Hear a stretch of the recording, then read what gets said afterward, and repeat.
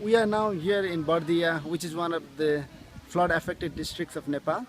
Uh, so after the flood, tdh in partnership with Tharu Mahila Uttan Kendra and with the funding support from Swiss Embassy in Nepal has been intervening flood response project in this district.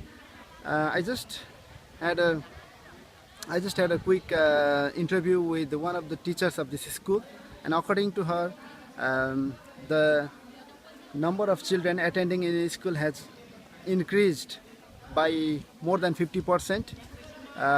Actually, during our early emergency support program, we had distributed school bag, uniforms, stationaries to 380 children of this school. So the children are learning, they are enjoying to come to school, and then doing their homeworks properly, which has been really a big success or change brought by our intervention, according to the teacher.